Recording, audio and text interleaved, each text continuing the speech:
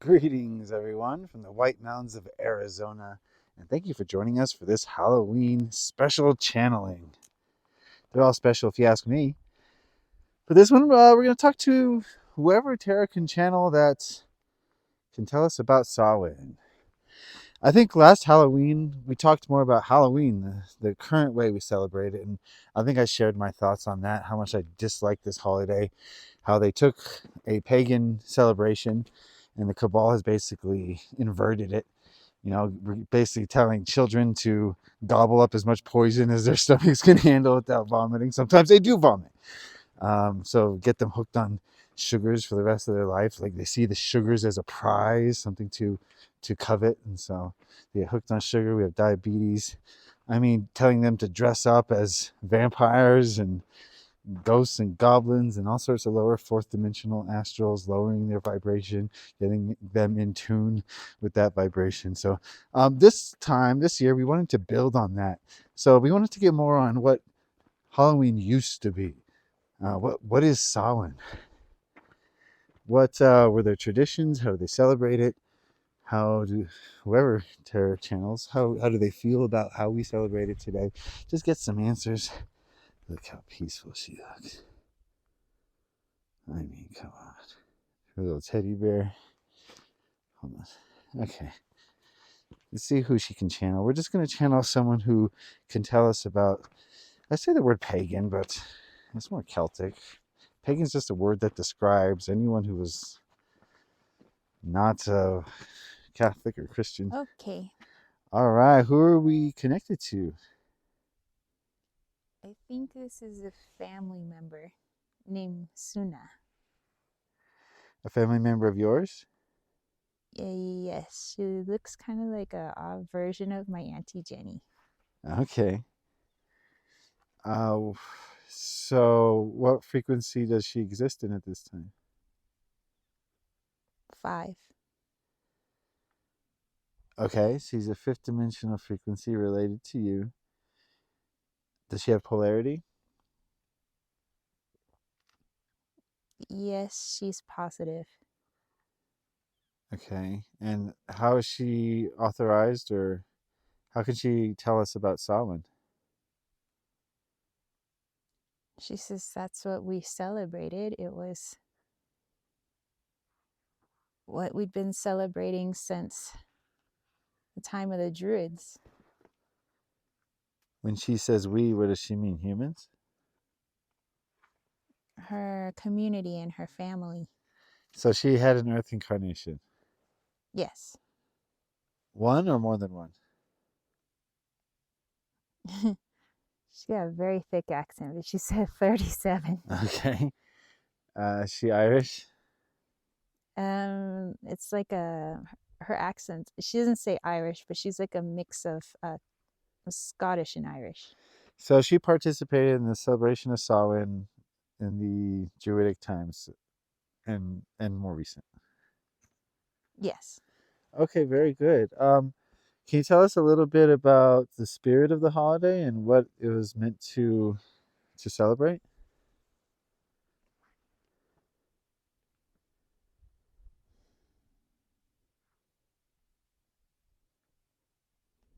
It's a wonderful time for everyone to come together before it starts to get awfully cold for winter. There's not a lot going on in winter and not much in terms of growth or animals having babies. So, this is our last party as a community because it's the community that takes care of one another. It's not individual households. We're one family, one unit. And that's how we see ourselves in the world, is we are all one unit, one family. And so we may not have been aware of a southern hemisphere. So we believe we all celebrated this at once. And we light fires to keep warm. We light fires to keep away the darkness because the days are so much shorter, and we want the sun to come back because the sun is life. And so everything we do is about life and illumination. All of the crafts the children are creating, all of the ways that we decorate our homes, the clothing that we wear is the color of our harvests, many oranges and yellows and greens. And this is a time to be thankful that the earth has provided you and your family and your community so much for us to sing in celebration, because we believe in the darkness sometimes things that we are afraid of, like our own shadow, lies within there. But if we sing and make merry, we keep away the negative, you might say, negative entities with our merriment and our joy and our colors and our fires, and full of gratitude and love and joy in our hearts. We keep away the darkness. How thin was your veil in your time compared to how it is now, and what was the tangible, what was the physical difference? I believe that the spirit world was no closer to us than it is to you, but we weren't wholeheartedly scared of it. I mean, yes, in the darkness, we might fear things that might be evil or bad to cause one to misbehave or create violence, is when they open their hearts to this darkness. This is why we choose to put ourselves in a higher frequency, so to speak. As we know that we are nothing but sponges, we are influenced left and right by good and bad. But it is our choice. And if we fear too much what is in the darkness, then it overtakes you.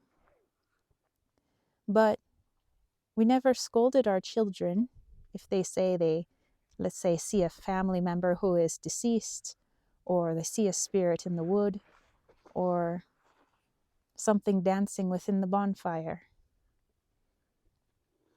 We know that what they see is true, and we ask them to tell us about it, describe it. How does it make you feel?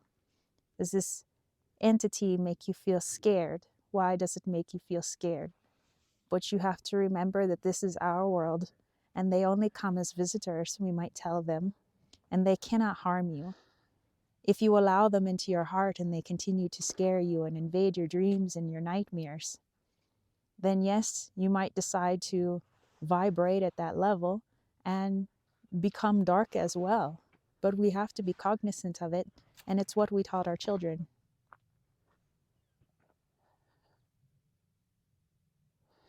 So somewhere along the line, the spirit of Samhain got changed to Halloween, and it became more about consumption, I would say. Is that fair? Mm, yes, we can see how it might have changed as things do over time.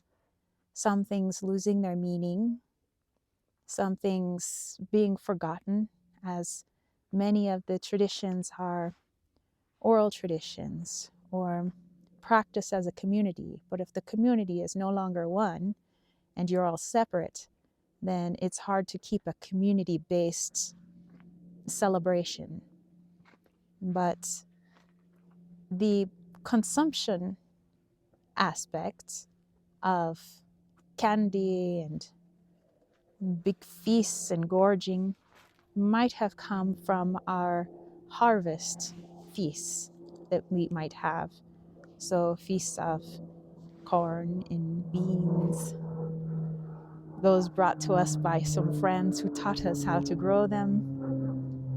But we might grow cabbage and other things and create a feast out of them. And although we didn't eat until we were ill, we did eat quite a lot. And it was to show that we weren't afraid of starvation, that there will always be more, that our land will always provide for us.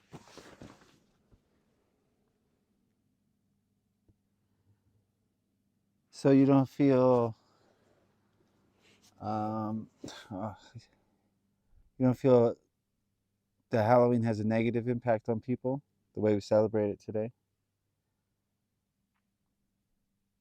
I would say it has a light and a dark aspect today, as it did in our time, but perhaps more focused on the darker aspect, the negative aspect.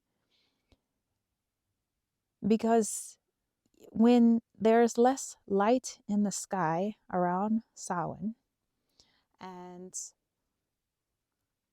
the spirits can be felt in the darkness, we did take advantage of this as communicating with ancestors and land spirits and community spirits and the spirits that watch over each of our homes, things of this nature. So we can understand the fascination with spirits. But there is a emphasis on ghouls and goblins and banshees and all forms of creepy crawly, which means that you fear what is in the darkness, but you haven't asked why. You haven't analyzed why. And many might be unknowingly allowing this darkness into their hearts. If they fear it, they want to dress up like it. I know that somewhere along the way, people said, well, we dressed up like devils to scare away the devils or to blend in with them so they would not see us.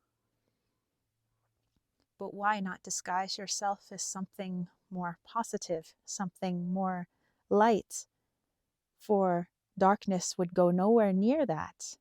So why blend in with them? This part is confusing. Okay, something to think about. Did the magical practitioners of your time use this time of year to boost their magic, or how did they use this time of year? This time of year was more used for finding your strength within. You call it magic, we called it strength. Ah, And we would use it to connect to putting it all in your modern terms, connecting to our intuition, connecting to our higher self, connecting to all the spirits that were around us, both fourth dimensional or lower or higher. This was a time to look at what you had created all throughout the year, whether you created children, you created food, you created a home, you created love, community, and you strengthen this. This is your magic. Being able to create a life that is comfortable and happy for you and your family. And yes, sometimes to create happiness, we have to look at what drives us to sadness or to create sad decisions. And so we would ask our relatives who no longer embody a flesh to help us to look at what might be causing us from leading a happy life. And in doing that, we create what you might see as magic.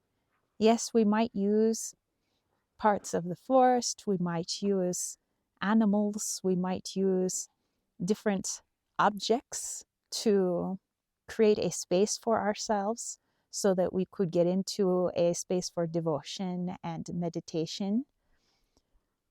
But these are unnecessary, really, because it's all inside of you. And that's what we worked on most, especially at Samhain, because it was like the end of the year. It's all coming to a close. Someone is closing the door. and it is now dark. Okay, I think you already said, but is there any additional advice you can give to people looking to find their strength in our time? To go inwards, you live in a very flashy time. There's so many distractions, so many things that you might think you need. Just like in my time, you might think you need salt, and I need a tree branch from a particular tree, and I need this emblem and that before I can get into this space.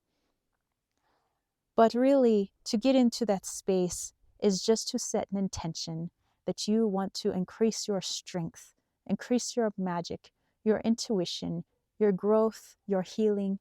And yes, now is as good a time as any at the end of the year, before it becomes dark. Be at peace with yourself before you enter the darkness. Because if you are rattled before you go into the darkness, it's very hard to see the light once the lights go out. Oh, that's a good one.